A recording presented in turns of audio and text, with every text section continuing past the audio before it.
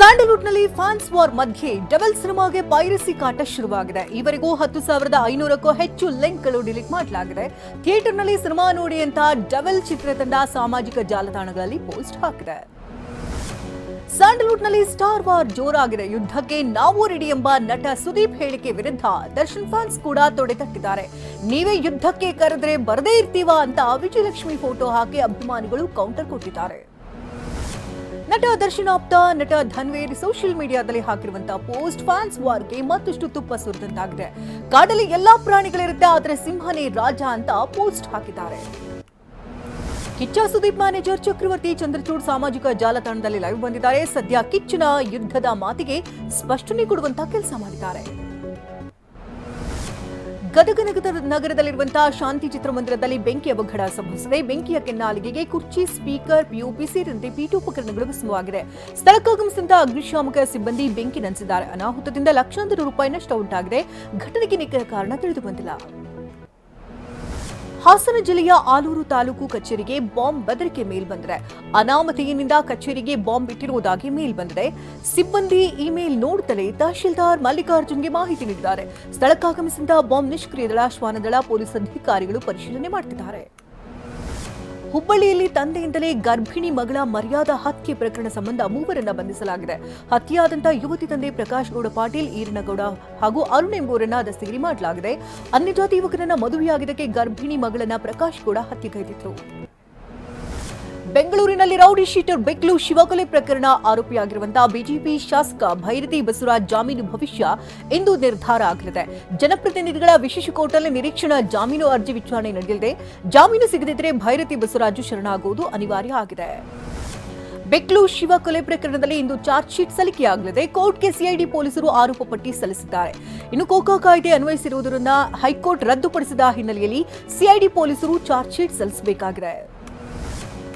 ಬೆಂಗಳೂರು ಗ್ರಾಮಾಂತರ ಜಿಲ್ಲೆಯ ದೊಡ್ಡಬಳ್ಳಾಪುರದಲ್ಲಿ ಅನೈತಿಕ ಸಂಬಂಧಕ್ಕೆ ಬೇಡ ಎಂದಕ್ಕೆ ಯುವಕನ ಮೇಲೆ ಗ್ಯಾಂಗ್ ಕಟ್ಟಿಕೊಂಡು ಹಲ್ಲೆ ನಡೆಸಿದ ಮಹಿಳೆಯನ್ನ ಬಂಧಿಸಲಾಗಿದೆ. ದೀಪಾ ಎಂಬಾಕೆಯನ್ನ ದೊಡ್ಡ ಬೆಳವಂಗಲ ಠಾಣೆ ಪೊಲೀಸರು ಬಂಧಿಸಿ ವಿಚಾರಣೆ ನಡೆಸ್ತಾ ಇದ್ದಾರೆ. ಡಿಸೆಂಬರ್ 13ರಂದು ಕಾರ್ತಿಕ್ ಎಂಬಾತನ ಮೇಲೆ ದೀಪಾ ಮತ್ತು ಆಕೆಯ ಗ್ಯಾಂಗ್ ಮಾರಣಾಂತಿಕ ಹಲ್ಲೆ ನಡೆಸಿತ್ತು. ಬೆಂಗಳೂರು ನಗರದ ಆನೇಕಲ್ನಲ್ಲಿ ನ್ಯಾಯಾಧೀಶರ ಸಹಿ ನಕಲಿ ಮಾಡಿ ಜಮೀನು ಕಬಳಿಕೆ ಆರೋಪ ಕೇಳಿಬಂದಿದೆ. ಕೋಟ್ಯಂತರ ರೂಪಾಯಿ ಮೌಲ್ಯದ 28 ಗುಂಟೆ ಜಮೀನು ಕಬಳಿಸಿ ಮಾರಾಟ ಮಾಡಲಾಗಿದೆ ಅಂತ ಆನೇಕಲ್ ಪೊಲೀಸ್ ಠಾಣೆಯಲ್ಲಿ ಎಫ್ಐಆರ್ ದಾಖಲಾಗಿದೆ. ದಕ್ಷಿಣ ಕನ್ನಡ ಜಿಲ್ಲೆಯ ಸುಳ್ಯದಲ್ಲಿ 6 ತಿಂಗಳಿನಿಂದ ಸಂಬಳ ನೀಡದ ಹಿನ್ನೆಲೆಯಲ್ಲಿ ಗುತ್ತಿಗೆ ವೈದ್ಯಾಧಿಕಾರಿ ರಾಜೀನಾಮೆ ನೀಡಿದ್ದಾರೆ. ಕೊಲ್ಲಮುಗ್ರು ಪ್ರಾಥಮಿಕ ಆರೋಗ್ಯ ಕೇಂದ್ರದ ಡಾಕ್ಟರ್ ಕುಲ್ದೀಪ್ ರಾಜೀನಾಮೆ ಸಲ್ಲಿಸಿದ್ದಾರೆ. ಸರ್ಕಾರ ಸಂಬಳ ನೀಡದಕ್ಕೆ ಆರ್ಥಿಕ ಸಮಸ್ಯೆ ಉಂಟಾಗಿದೆ ಅಂತ ರಾಜೀನಾಮೆಯಲ್ಲಿ ಉಲ್ಲೇಖಿಸಲಾಗಿದೆ. ಬಳ್ಳಾರಿಯಲ್ಲಿ ಮನೆಗಳ್ಳತನ ಮಾಡುತ್ತಿದ್ದಂತಹ ವೆಂಕಟೇಶ್ ಅಲಿಯಾಸ್ ಗೌಚು ವೆಂಕಟೇಶ್ ನನ್ನ ಕೌಲ್ ಬಜಾರ್ ಠಾಣೆ ಪೊಲೀಸರು ಬಂಧಿಸಿದ್ದಾರೆ. ಬಂಧಿತನ ಬಳಿ ಇದ್ದಂತಹ 9 ಲಕ್ಷ ಮೌಲ್ಯದ 85 ಗ್ರಾಂ ಚಿನ್ನ ವಶಕ್ಕೆ ಪಡೆಯಲಾಗಿದೆ.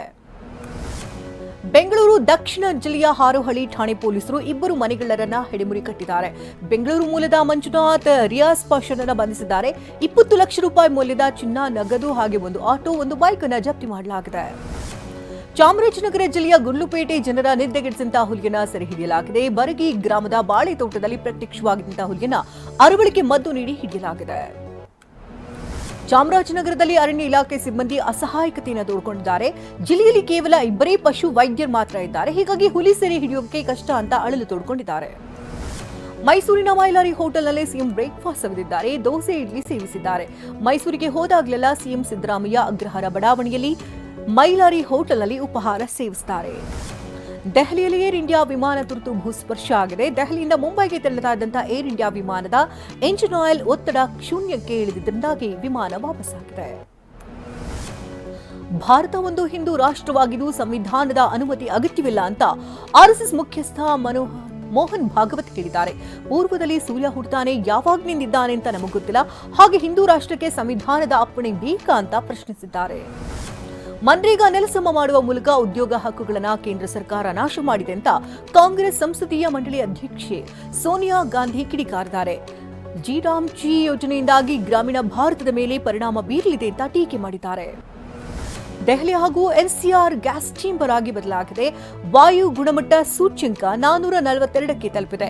150ಕ್ಕೂ ಹೆಚ್ಚು ವಿಮಾನಗಳ ಹಾರಾಟದಲ್ಲಿ ವ್ಯತ್ಯಯವಾಗಿದೆ.